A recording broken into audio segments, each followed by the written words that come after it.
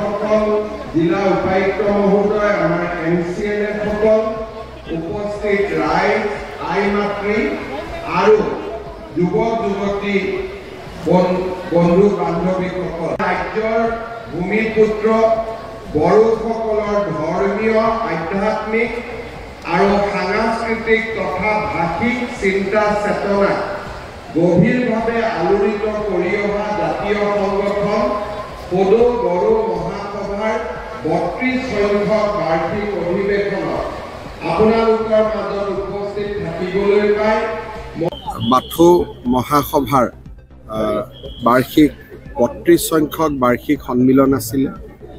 ইয়াৰ আগৰ সন্মিলনখনত ভাৰত চৰকাৰৰ গৃহমন্ত্ৰী ডাঙৰীয়া অংশগ্ৰহণ কৰিছিলে মুখ্য অতিথি হিচাপে।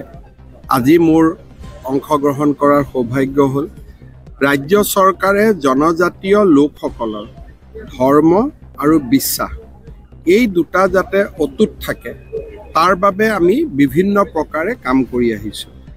বড়োসকলৰ ব্ৰহ্ম আৰু বাথৌ, কাৰ্বিসকলৰ নিজৰ ধৰ্ম বিশ্বাস, মিচিংসকলৰ নিজৰ ধৰ্ম বিশ্বাস, দেউৰীসকলৰ নিজৰ ধৰ্ম বিশ্বাস, ৰাভাসকলৰ নিজৰ ধৰ্ম বিশ্বাস, আধুনিকতাই যাতে এই সম্পদসমূহক লুপ্ত কৰি পেলাব নোৱাৰে তাৰ বাবে আমি নিৰন্তৰ এই ধৰ্ম আৰু ধৰ্মক বিশ্বাস কৰা জনজাতীয় লোকসকলৰ লগত থিয় হৈ আছোঁ।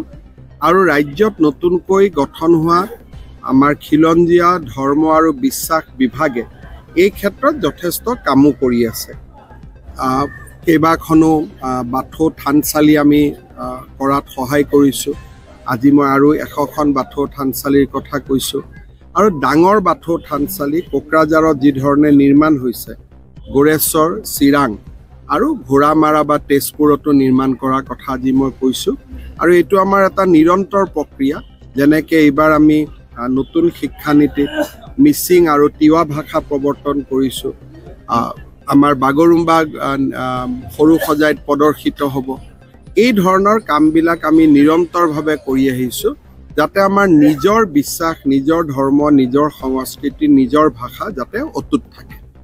ইয়াৰৰ যিখন চুক্তি, সেই চুক্তিখন যিমান ক্ষীপ্ৰ গতিত ৰূপায়ণ হৈছে সিমান চুক্তি আজিলৈকে ক'তো ৰূপায়ণ হোৱা নাই। অসম চুক্তিৰ ক্ষেত্ৰত আপোনালোকে জানেই BTRৰ চুক্তি ইমান ক্ষীপ্ৰতাৰে ৰূপায়ণ হৈছে যে আজি BTRৰ বাউণ্ডৰী গৈ গহপুৰ পাইছেগৈ, যিবোৰ আজিৰ পৰা 2 বছৰ আগত কোনেও বিশ্বাসে কৰিব নোৱাৰে।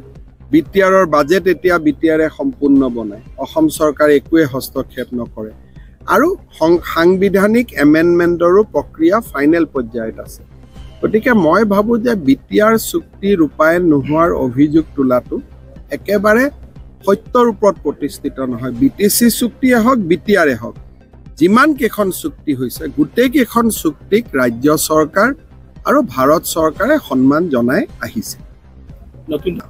আমি এটাই কৈছোঁ, আমাৰ সম্পৰ্ক বড়ো সমাজৰ লগত। নতুন ৰাজনৈতিক দল কোনোবাই কৰিলেও তেওঁলোকৰ লগতো আমি কথা পাতিম, কাৰণ আমাক লাগে বড়ো সমাজত ঐক্য, সম্প্ৰীতি আৰু একতা। আৰু সেইকাৰণে বড়োৰ মাজত 2-3টা ৰাজনৈতিক দল হোৱাটো BJPয়ে নিবিচাৰে। BJPয়ে বিচাৰে যে বড়োৰ মাজত এটাই পলিটিকেল পাৰ্টি থাকক। আৰু সেইকাৰণে যেতিয়া মাজত BPF আৰু UPPLৰো এটা সমন্বয়ৰ কথা ওলাইছিল, আমিতো তাত সমৰ্থনে দি আহিছোঁ। গতিকে আমাৰ কথাটো হ'ল যে বড়ো জাতি একত্ৰিত হৈ থাকক, একেলগে থাকক। আৰু BJPৰ সেইটোৱে ভাল, কাৰণ একত্ৰিত হৈ থাকিলে আমাৰো কথা পাতিব ভাল। 2-3টা গ্ৰুপ হ'লে আমাৰো কথা পাতিব দিগদাৰ।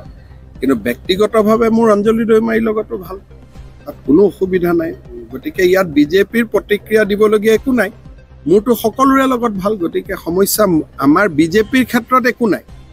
কিন্তু বড়ো জাতিৰ মাজত 3-4টা ৰাজনৈতিক দল হোৱাটো জাতিটোৰ বাবে শুভ সংকট নহয়।